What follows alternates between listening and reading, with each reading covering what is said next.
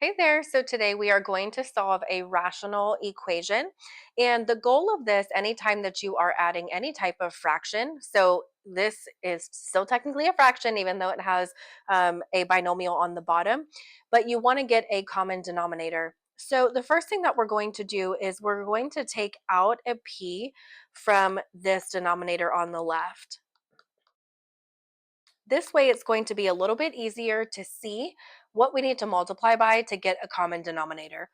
So you can see that our denominator here is made up of two things. It's made up of p and p minus 5. This one only has a p minus 5, and this one is actually missing both.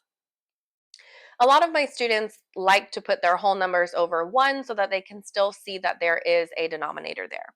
So just like we get a common denominator with other whole numbers and fractions, what we're going to do is multiply everything by what it is missing. So for instance, for 3 over 1, we are going to multiply it by p times p minus 5.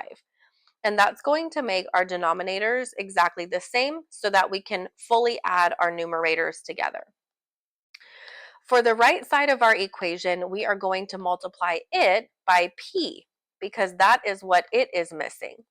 Now, the reason why we multiply by the same thing over each other is so that technically this is really just a 1. Okay, and when you multiply something by 1, you don't change its value. So we are just rewriting this in a different way so that we can add the add the numerators together. When we get a consistent denominator as well, we can just write it as one full thing. So what I'm going to do is rewrite this numerator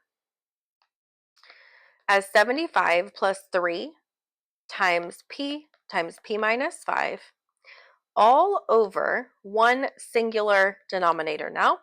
And we are going to have 15p over p times p minus 5.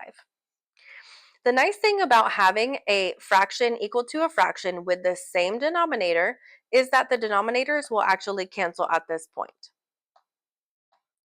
So when I rewrite my next step, I'm not going to have a denominator. We're just going to have 75 plus 3p times p minus 5 equals 15p. Now I can distribute this 3p to both terms there. So 75 plus 3p squared minus 15p equals 15p. Now I'm going to subtract 15p from both sides of my equation, and I'm going to rewrite this in standard form. So 3p squared minus 30p plus 75 equals 0. Now I'm noticing here that we have a 3, a 30, and a 75. All of these are divisible by 3. So we're going to divide everything by 3 so that our quadratic is a little bit more simple. Now this is a perfect square trinomial, which means that we have a perfect square here, and this is going to factor to p minus 5 squared. Now, I'll break this down if you didn't quite understand that. Basically, what we're doing here is we're saying we're looking for factors of 25 that add to negative 10.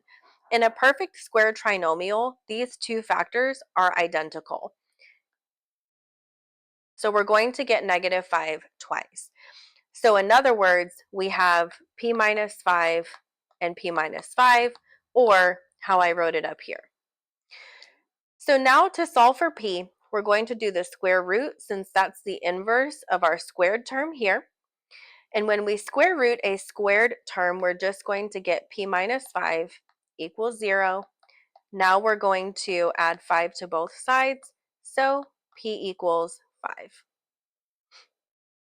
Now, a really important thing that we have to remember is to go back in and plug it into the original equation. And I can tell that we're going to end up with an issue. Let's take a look. If we do 75 and we plug in our value of 5 in the denominator, look what's going to happen. These right here, 25 minus 25 is 0, and 5 minus 5 is 0. That's not allowed in math. So actually, this whole equation has no solution because p equals 5 is called an extraneous solution.